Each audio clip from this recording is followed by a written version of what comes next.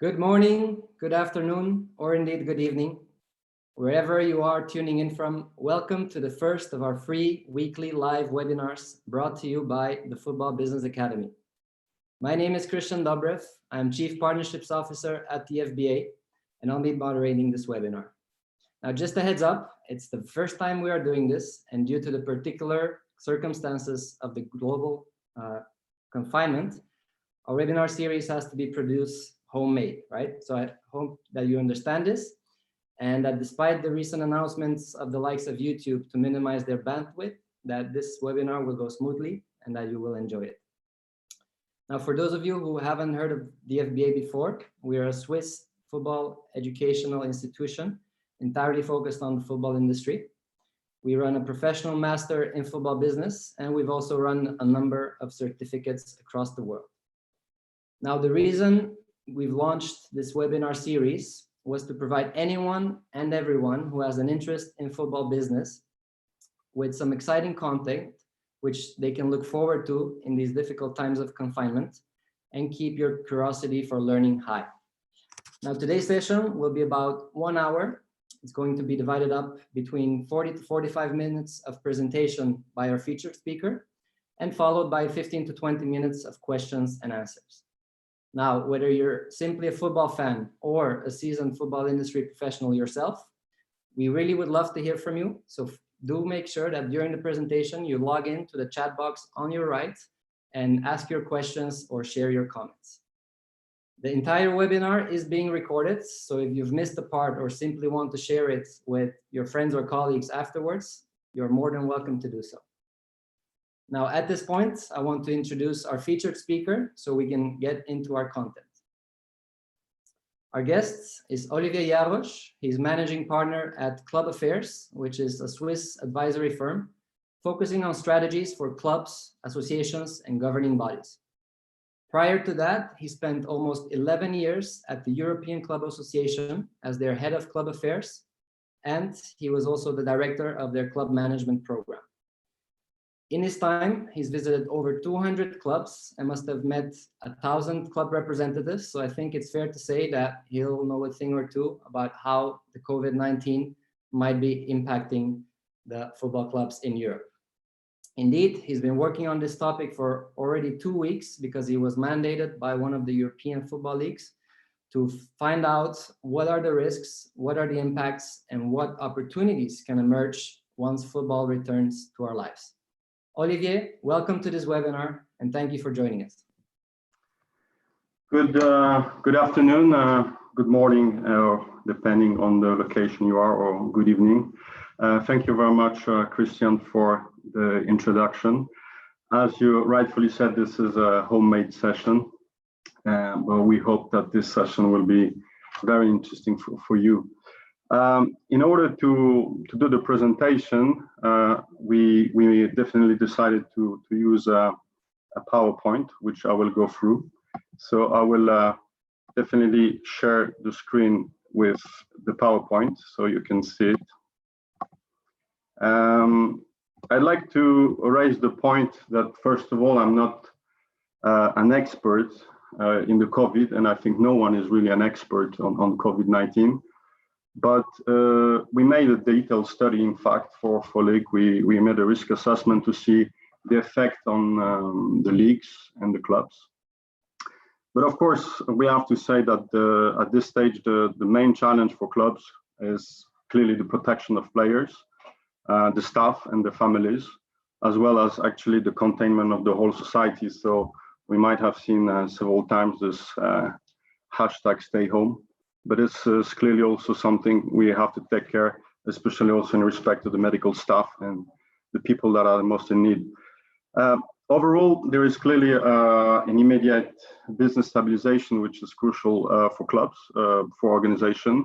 And it doesn't apply only for football, but mainly for most of the organization, a cash flow control. But we started, and many clubs started to do also some contract analysis, as well as to see the salary optimization that will be very, very important in the short term. We've seen that some clubs asked their staff or the players also to have a cost reduction, meaning savings and potentially even reducing the salary. And this will be something very important to follow in the short term, as well as actually the different support packages that clubs might ask for government authorities. At the same time, in terms of mid-long term, the industry will really face a lot of different challenges, especially in this economic environment. And most likely, new social practices and potentially even governmental limitation will really dictate the new panorama of football. So I really do think this is something we already have to think about the how football will work in the post-COVID effect. At the same time, there are really certainly opportunities. It's probably the right time to really evaluate the different optimal models for the future, and also engage maybe in the some new developments, some new businesses models, such as esports, maybe virtual reality, or let's see, maybe we'll have a really important effect on social initiatives. So at this stage, we are very currently assessing different effects, and we really looked at hundreds of clubs and also at many leagues. So today I will try to present you those different elements. And at the same time, you know, I must say that I was thinking while FBA asked me to do this presentation, because on one side, the situation is critical in many countries from a medical health point of view. But at the same time, it reminds me the quote from Arrigo Sacchi, who said, "Football is the most important of the least important things in life." And I think this applies today, and this is why we still try to do this webinar. So I'd like to thank those who are following me, those who are listening to this webinar, and we'll try to go and give you as much as possible information. But as you could imagine, the situation is extremely dynamic. In terms of the session itself, as Christian said, I will aim to give you some information about the impact calculation we already did in the last 2 weeks. We will look also on some specific leagues and also on some specific clubs. The potential area of impact and potential risk. Due to the timing, I will really focus on the short-term effect. But of course, the biggest part is actually to do the medium-term and long-term effects. But also, as I said, and clearly, it's really maybe a right time to think. I mean, it's clearly a difficult time for many of us, but it's raise the hand, the think about the future and the different future opportunities. But before that, I'd like also to say that we can already start to see some positive effect, if I may say so, if you allow me. Because we saw that, for example, there's a lot of positive energy from people from the different areas of our society. If we go and look about football, of course, there is this, the stakeholders took a different stance to work together. And we had the letter of unity between UEFA, ECA, FIFA, and European leagues. And we see a lot of interesting initiatives from club. I just received before starting, I realized that some players also are extremely active, and Robert Lewandowski just gave he announced it yesterday, but formally he did the gesture today with supporting €1 million as a financial support. So we clearly see that different areas of our society are starting to be involved in this football and COVID crisis. As I said, if you look from a brief analysis, the COVID will have an important effect on football. We can look at it from a short, medium, and long term. Short term is, of course, the first order effects, and the direct ones are already clearly visible. And is definitely the biggest impact is the match day reduction. So match behind closed doors, they generate no revenues, and they will still attract costs because in the end stadiums are there. According to actually the UEFA report, the benchmarking report, on average it's around 15% of revenues of a clubs, but we know that the reality is extremely different country to country. And if you look at the Scottish Premiership, the figures goes up to 43%. So you could really imagine that it might affect a lot of clubs already now, and in the long term, it might really create a lot of issues because most of the clubs are very dependent on that. If we look about sponsors and commercials, of course, this has also a significant, maybe rather indirect impact. But matches are being played, are not being played, but if they might be played behind closed doors, it will reduce activity levels, and it will, of course, create an economic slowdown. And this will have all an effect, and really depending on the club, on the society, and also on the business model of the club. If we look at the UEFA, at this stage, it has a moderate direct impact, I would say, even though UEFA financial distribution pool is also built on TV and sponsorship commercial revenue deals. So there will be some really impact depending on UEFA contracted terms, but this will not really be seen in the super short term. It's something to deal with in the medium and long term. And the last one is the TV. TV have been very inventive to find solutions to replace and so show some archives. But the key factor will be actually to see if there are matches are not played at all, or if they are played in a more reduced scenario. So all of this will have a different significant fixtures, list of amendments to be done, and it will have really an effect. And if you look, for example, in France, there's still two payments to be performed in April and in June when it comes to TV rights.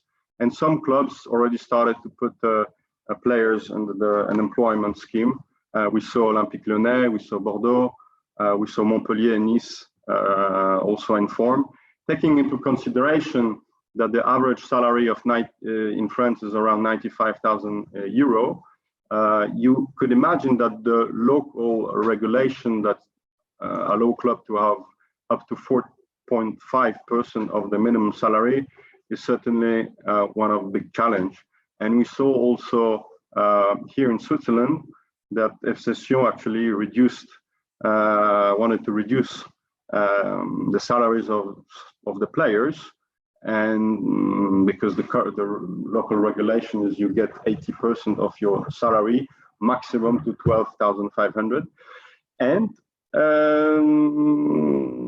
the club is decided. I mean, Christian Constantin decided to fire 9 players out of the squad, which also raised a lot of questions that could be discussed in a different seminar, webinar, when it comes to legal aspect. But also lawyers will, of course, have a lot of work now.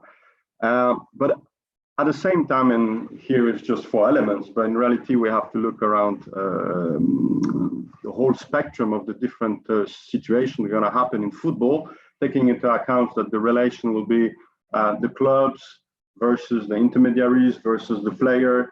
And you could still imagine that some of the clubs really actually are very dependent on the trading of players, and where traditionally we used to have English clubs buying actually players from Europe. But you could imagine that this also, with the uncertainty we already had with the Brexit, but together now with this policy, will have an effect, a snowball effect on the leagues, the likes of the also Championship, the Spanish League, the Italian League, the French League, or all the Belgium. I haven't mentioned at all one more thing, but there's a lot of different elements. But of course, today training sessions are postponed. We did not really refer about youth teams, which are also one of the biggest departments in the football club, so the kids are not playing. We haven't mentioned also the women's team. And also, I think if you look at the different level of the football pyramid, also amateur football will be hit quite heavily, because in reality, in summer, or especially Easter period, you have a lot of those tournaments which are financially making support to the finances of the club. So this is something which it's a long exercise of assessment, but we looked at it quite who are quite in a different level of the pyramid, but also focusing on the direct effect, but that will have those medium and long term. This is something that is already very old, but still I wanted to show you because it was a situation over the weekend on the 14th and 15th March. In red, you have the games that has been suspended. Most of the things happen really in the 48 hours before Sunday. You had some still games that decided to play without spectators or with a limitation, like in Moscow area. Today, I could have showed you the latest map, but in reality, everything is red, excepting the Vysshaya Liga in Belarus, which for various reasons, they still decided to play. And interestingly, Russian TV actually bought the TV rights of the Russian league, of the Belarusian league. Well, otherwise the map would be completely red. You have seen also probably on the different social media, in the press potentially, the European leagues, they also did an exercise to see what is the overview of the competition as from 16th of March, which is actually still valid. So I will not go through the details, but it's interesting to look at it where the games were suspended as from when and officially until when, as well as actually the practices in terms of restriction. But as you could imagine, and as I said already, the situation is quite dynamic, and there's less and less matches, even trainings, etc., because in reality, local legislation applied there. Now, if you allow me, I'd like to use the 20-25 more minutes to show you more or less around the different overall impact calculation. And for that, we actually looked at the UEFA benchmarking report, the latest one, and this is in reality the latest revenues on the European club revenues. So clearly TV is one of the biggest element, followed by sponsorship, match day, etc.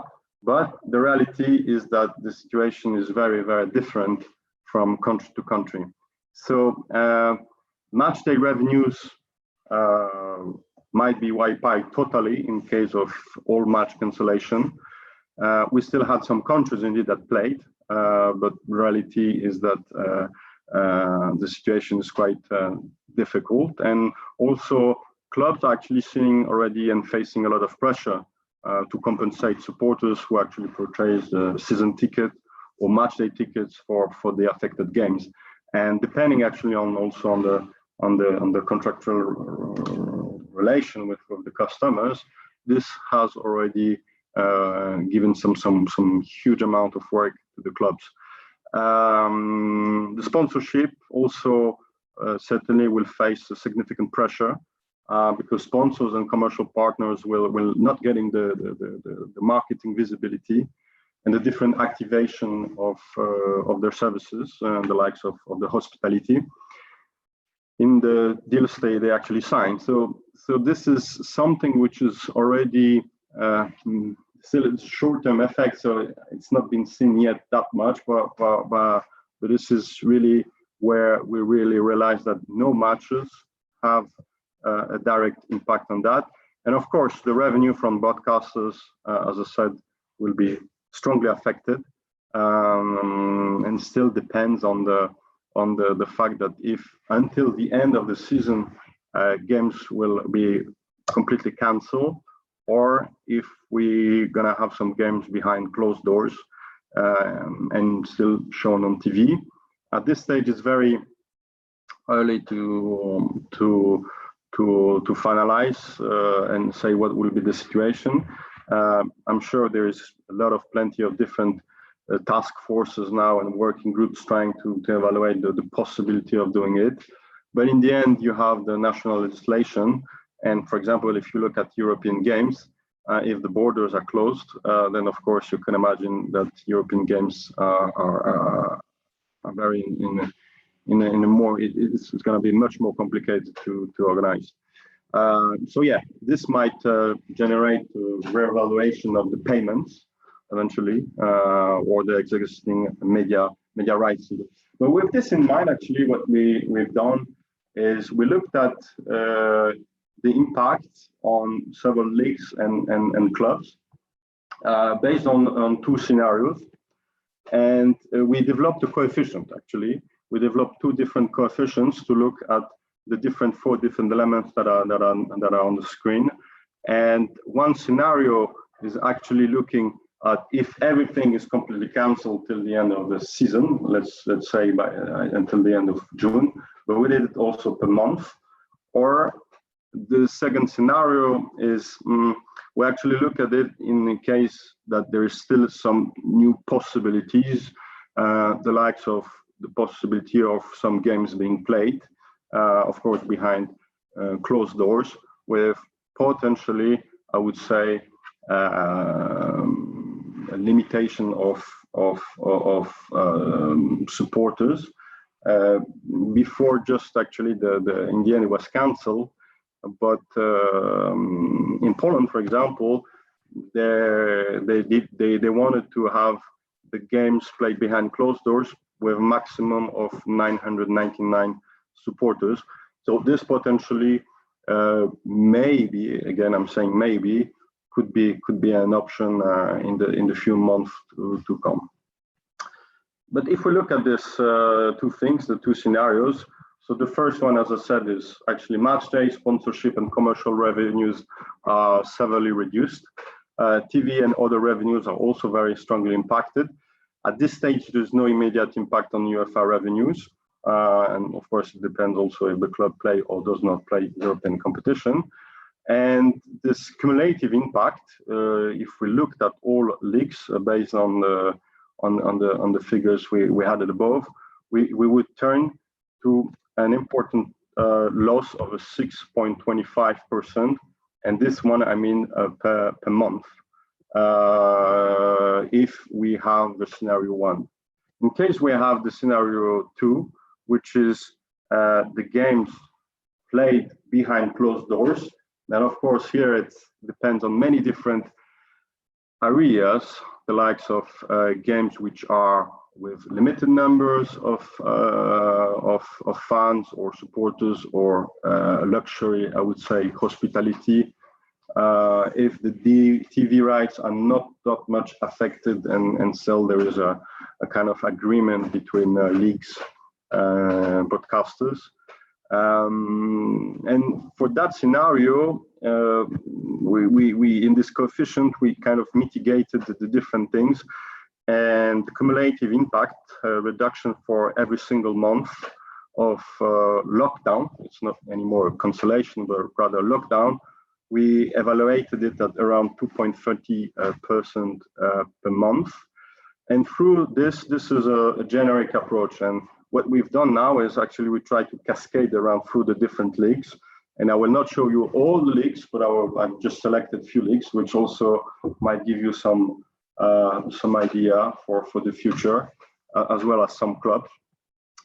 And I'd like to show you here 4 different leagues, just in a nutshell. So clearly the most popular, or one of the most popular league, and is the Premier League, which is the richest domestic football league in the world.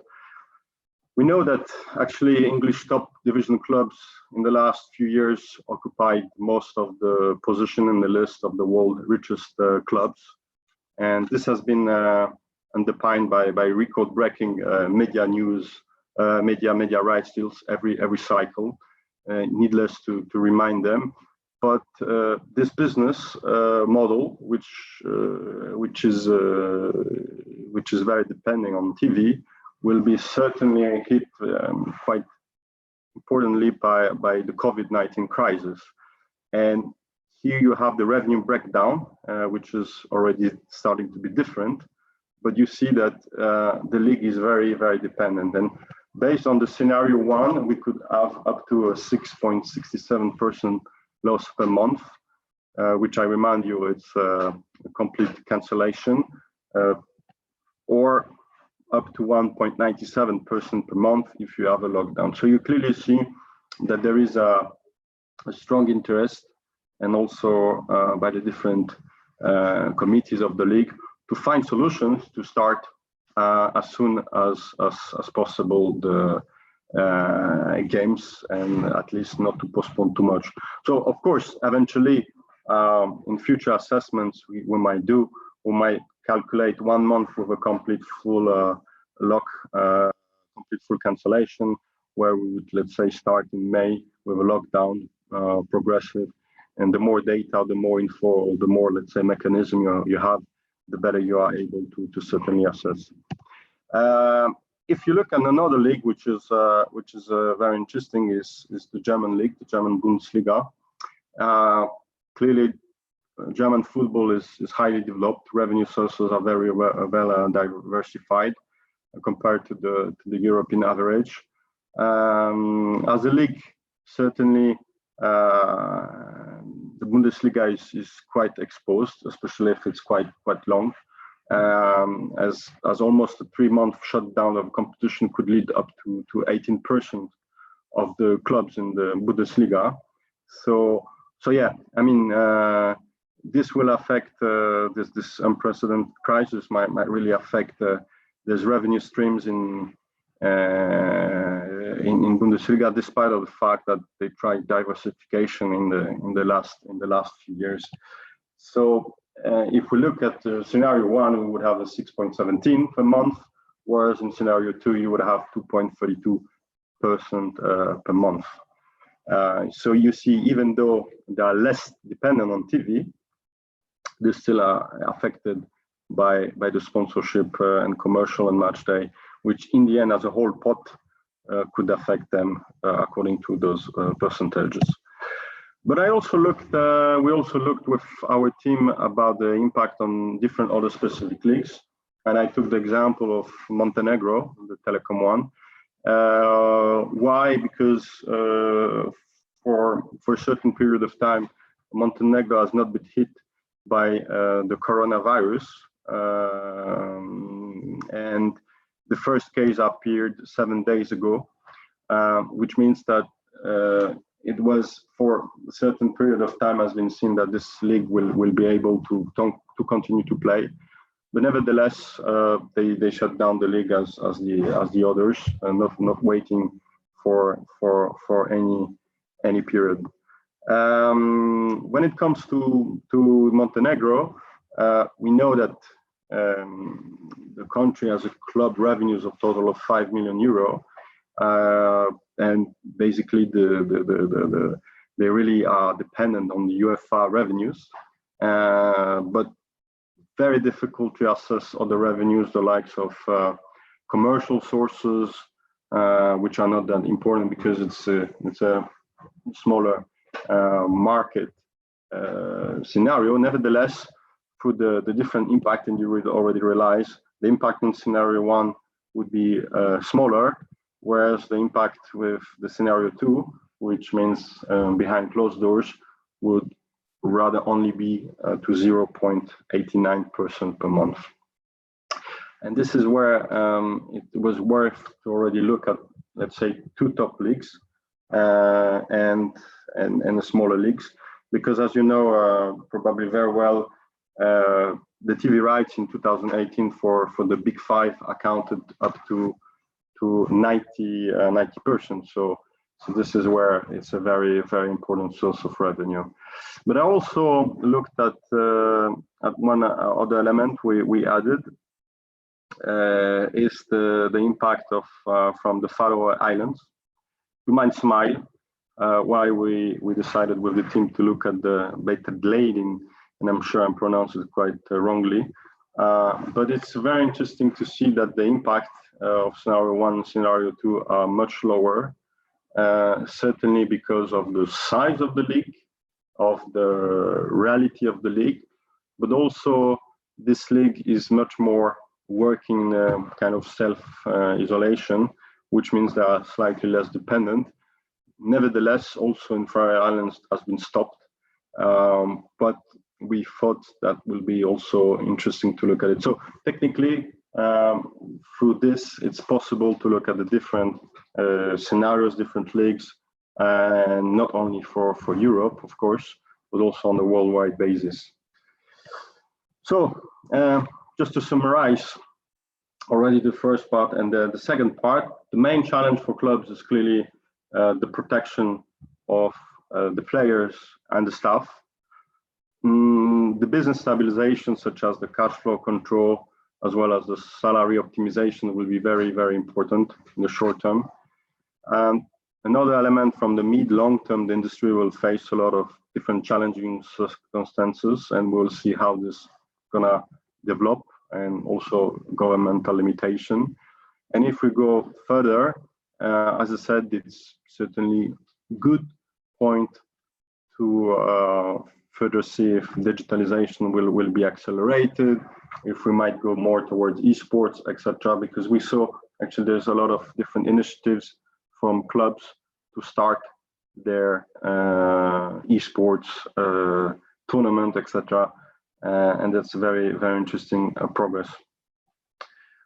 In terms of area of impacts, also we looked at the different areas, and of course the first one assessed is the business area. Another one that I also mentioned partially was the sport, and the third one is of course the community, which most likely will become I would say much more taken into consideration, if I may say so. Because essentially clubs as organizations are embedded within the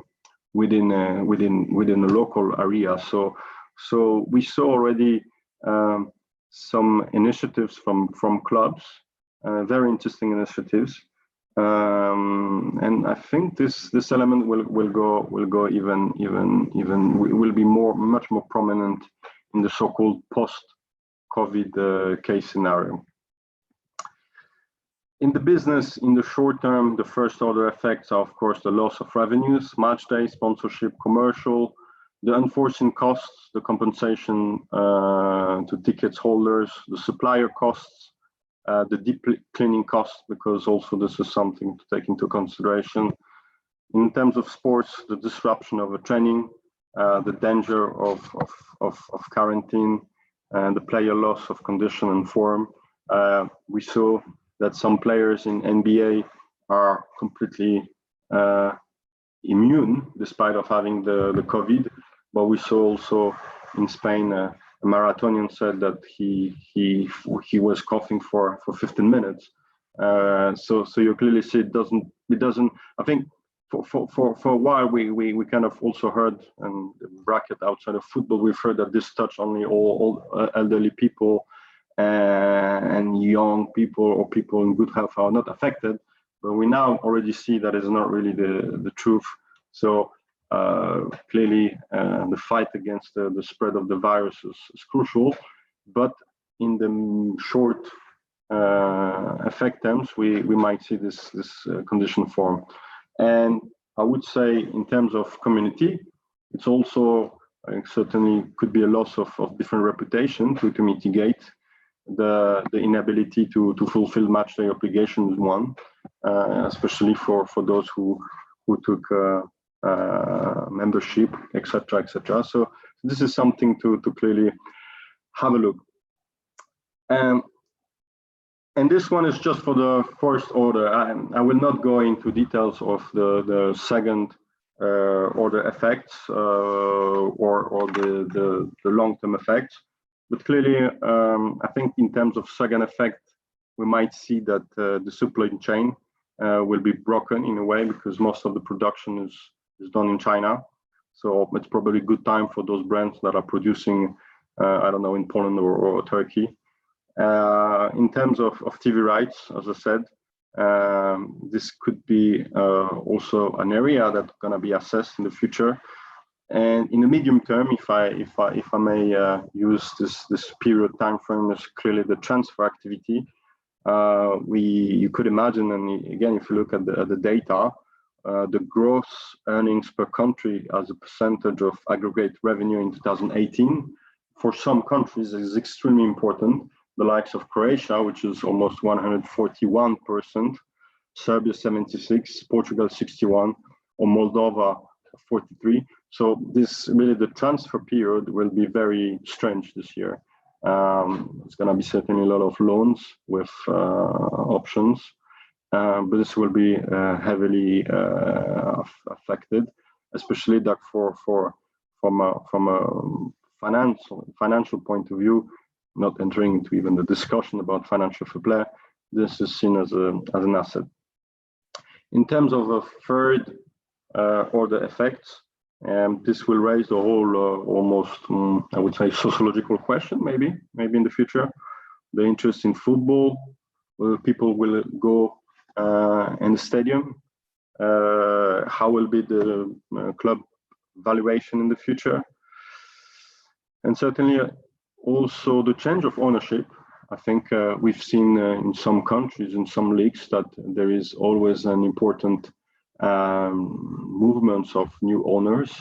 Some clubs, actually most of the clubs are on sale, so there might be even more interest for clubs to be sold and actually try to get a minimum of cash flow for the owner.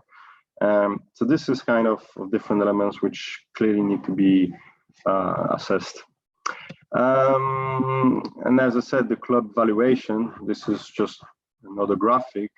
We looked from other sports. In principle, it was going up, but in 2020, like our economies, this is something which will be reviewed for sure. Right. Maybe one more point before going to the some club estimates. But of course, the Euro 2020 will, as announced, as postponed to June 2021, and this will have a calendar impact on the different other events, such as, for example, the UEFA Women's Euro. Or the UEFA Nations League, etc., the FIFA World Club Cup, etc., and beyond. And again, at the beginning, I made sure to also refer to not only the top leagues, but also on the other leagues, winter leagues, summer leagues, amateur leagues, etc. And of course, the impact, the economic impact, which is reality, it's a huge cash cow for UEFA. And compared to a non-Euro year, and this is something which will create a budgetary gap, not only for UEFA, but also for the different national associations. So you see that this has a really a knock-on effect on the whole football pyramid. Few slides on the different impact on the specific clubs.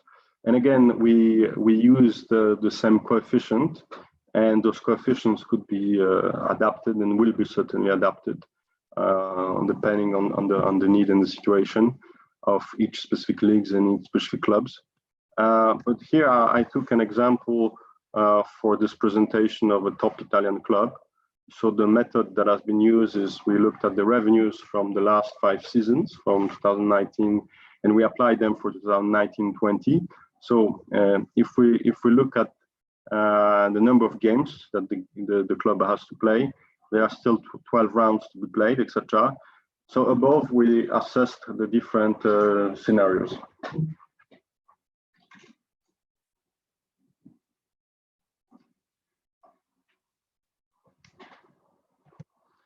If we look at this club, which is anonymized, and there's 3 other clubs later on, you see that in terms of matchday revenues, these clubs, for example, had an average 50 million.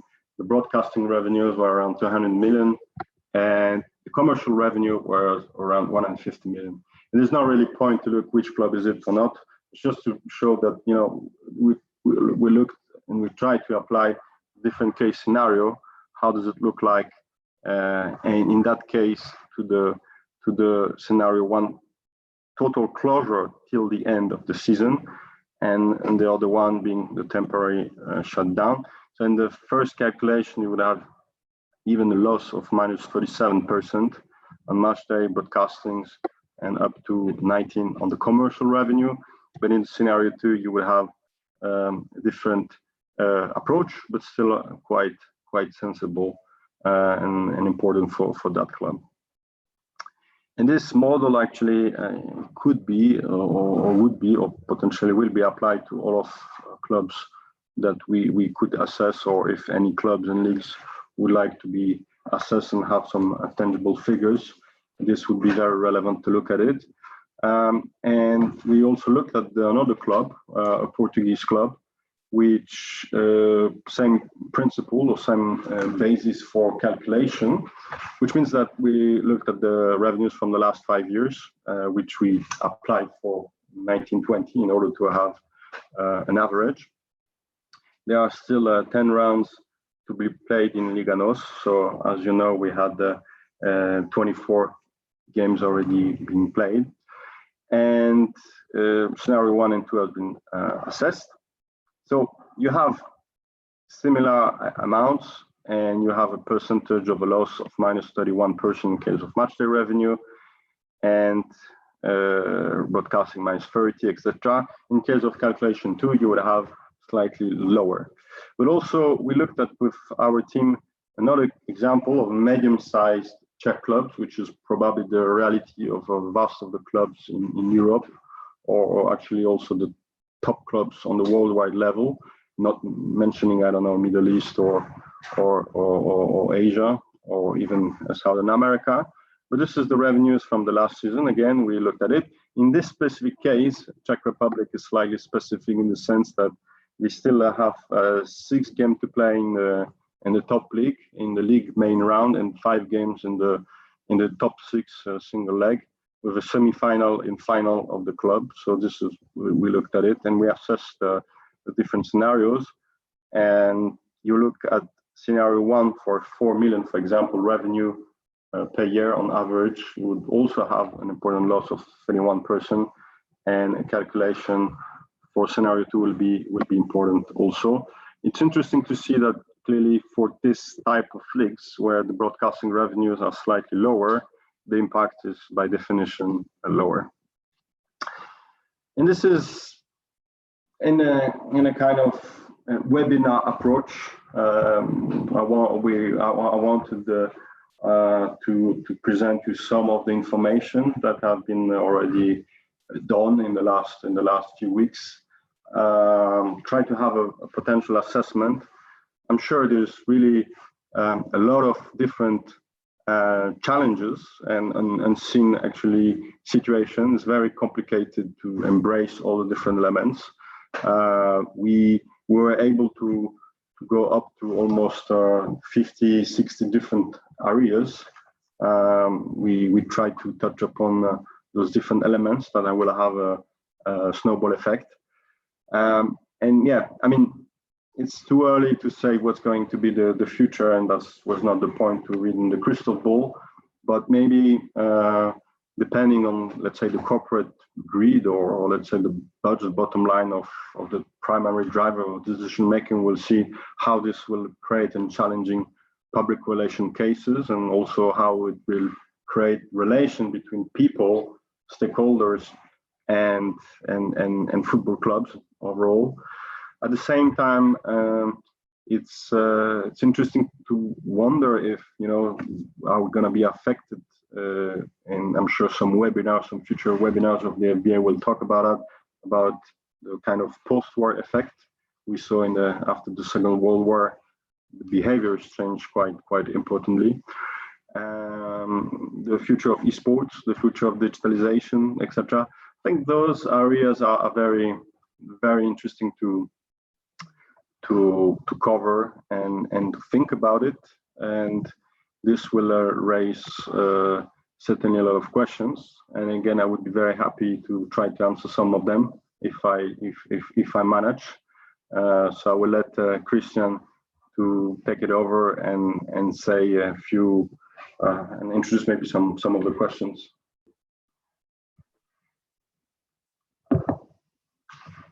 Thank you, Olivier. Thank you for sharing this wonderful presentations with everyone that's joined us. We did indeed get quite a lot of questions over the past 40 minutes. I've noted down several of them. Others will definitely be, as you said, answered in the upcoming weeks, as we have selected already a few other topics and speakers for this series. So maybe just to start off with, Juan Ceballos asks, how long can European clubs survive with games being played under closed doors? So basically that means, I guess, how long before many of them start facing bankruptcy?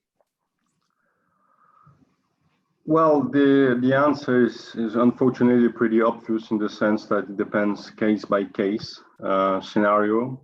Some of the clubs, they have rather correct cash flow, especially if they try to mitigate as quick as possible with unemployment procedures for the staff.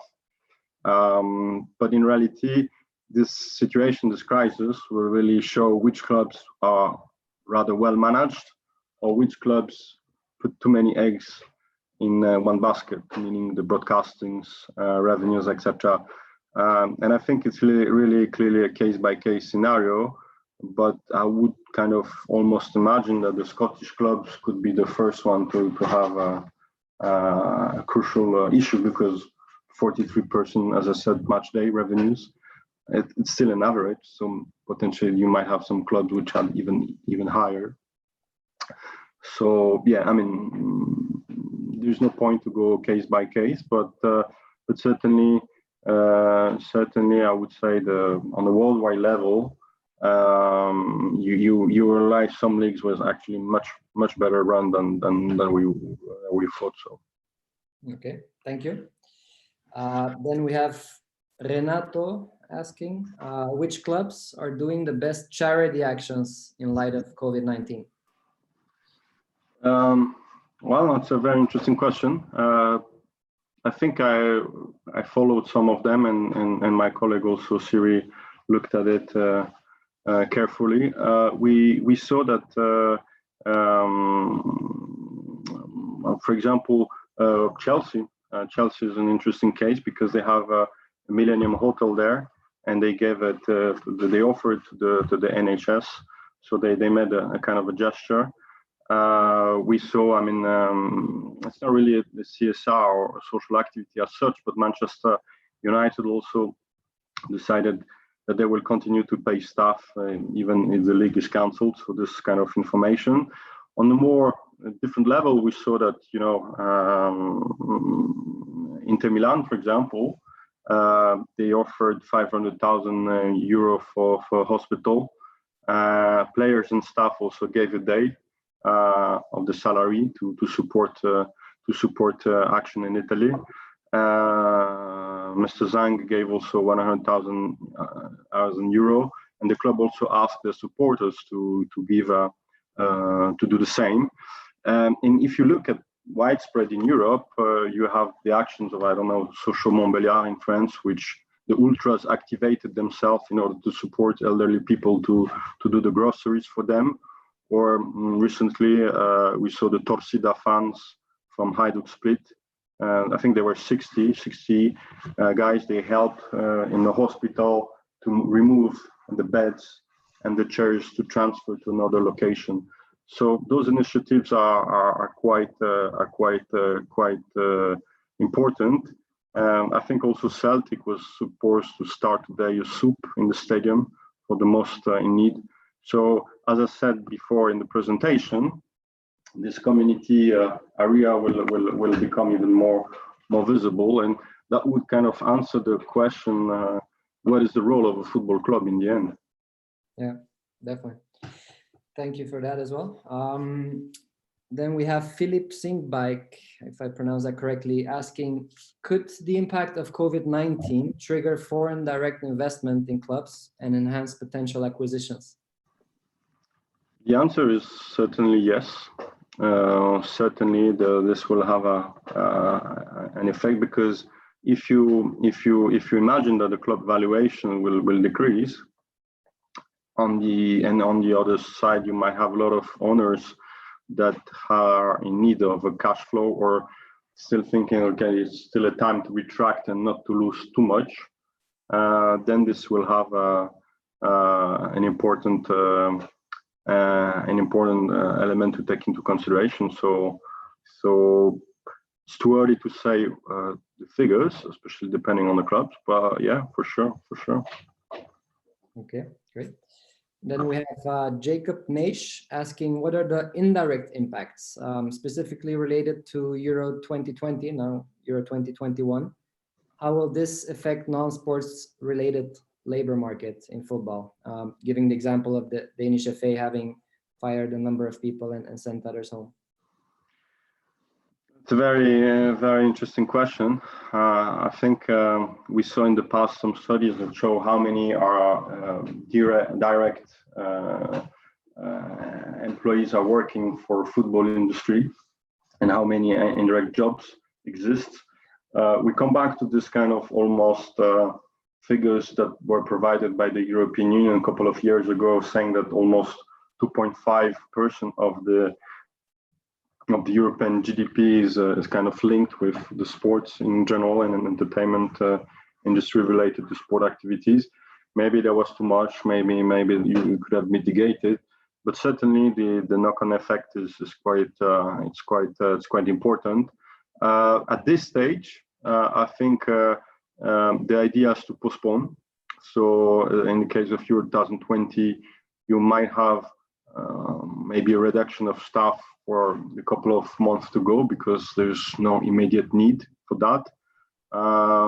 But I would not really think it's a situation that tomorrow 0 people will be involved, because in the end you still have to keep this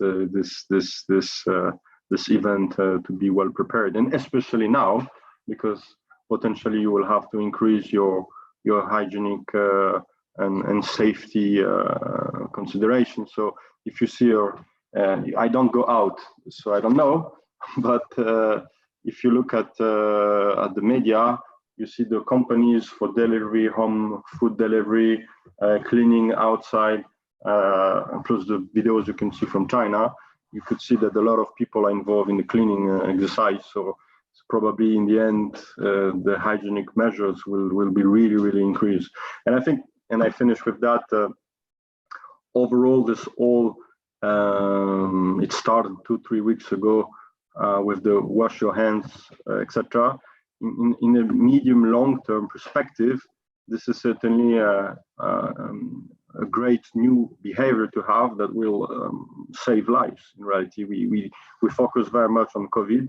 I'm not a medical staff to judge it, but we clearly see that the fact that people will start to have positive behaviors, and coronavirus is just one of the viruses that exists worldwide, and there are even some of them are even worse. Those good behaviors will be very positive on the long term. So organizations, football will certainly have to have a role to play to even disseminate even further those best practices or right hygienic practices. Okay, yeah, definitely. And then we have Watu asking, in which leagues do you foresee teams having stronger abilities to lobby for or access to public sector money for potential bridge loans or other fiscal support? Well, the leagues that asked the report,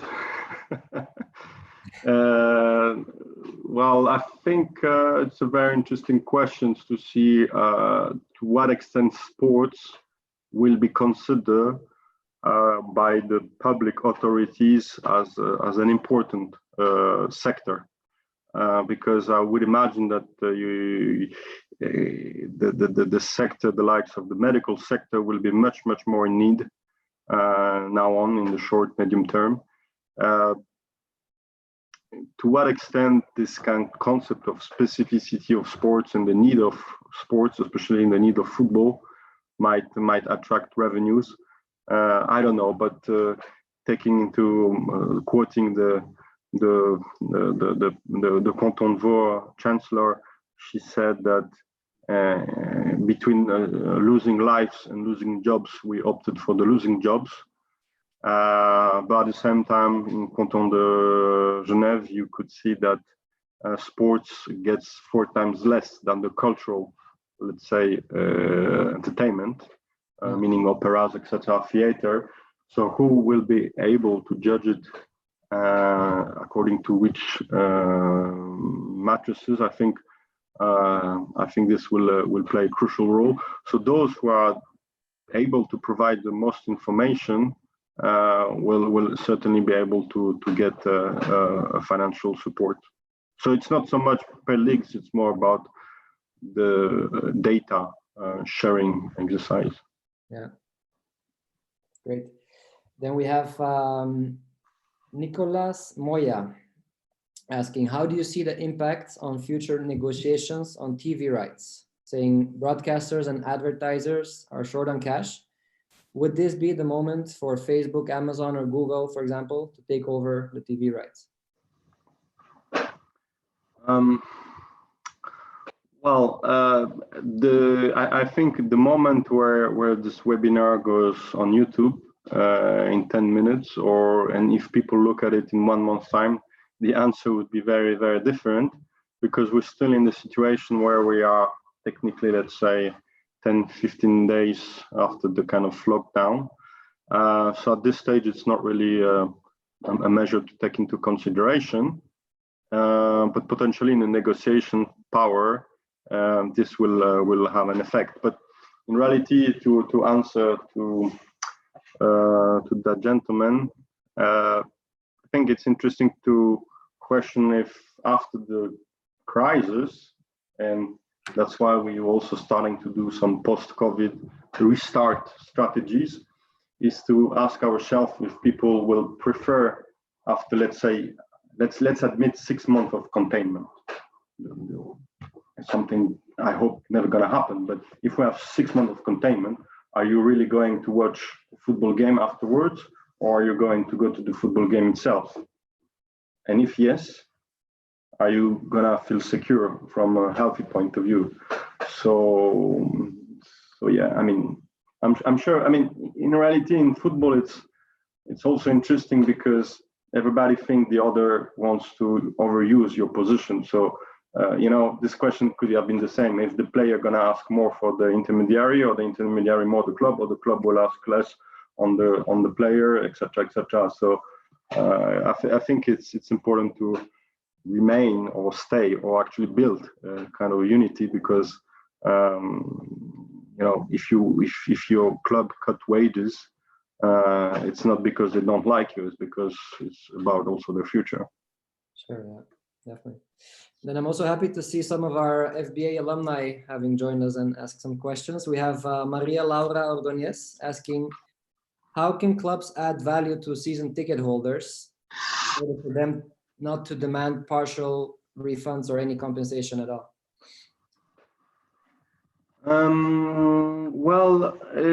You might have seen some initiatives from clubs to offer them some special content.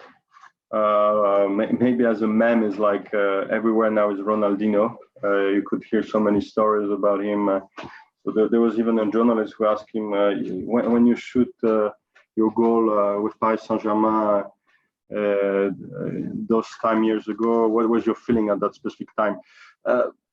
In reality, clubs, they also, those who were able to archive a lot of interesting data or information about the games, they can really provide interesting and tangible offer.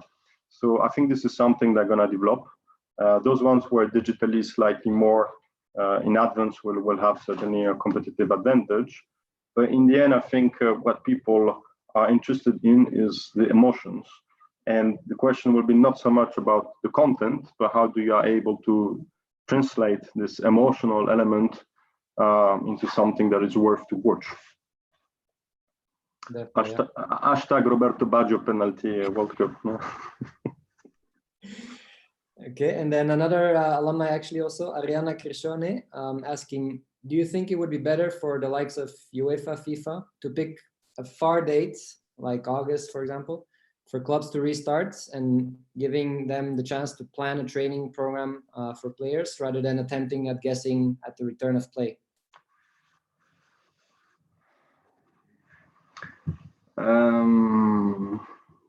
I don't know. I don't know if it's the last questions. I would like to finish with a positive answer. But it reminds me the interview with Christian Drosten yesterday in Die Welt. He's an epidemiologist, and he basically said that things that are beautiful but not systematically important will be avoided for the long term. He was referring to sport, which means that in the next few months, the things which are not necessarily needed will not take place. But on the positive message, I would say that certainly more and more individual physical, let's say, exercises will be much needed, because essentially this crisis also shows that we need to have a healthy society. I mean, a good example is for example, is here AJK Helsinki, which as a part of their portfolio distribution of revenues, they do at the stadium, in their stadium, health check exercise. So people are actually going to the stadiums to see how is their health. So yeah, Ariana, I'm not answering your questions, I know. but yeah, I mean, certainly you have as some information that comes from the national association and leagues, but essentially that would be something to consider. Great. Thank you so much, Olivier, for sharing all of your insights on how COVID-19 is impacting football across Europe.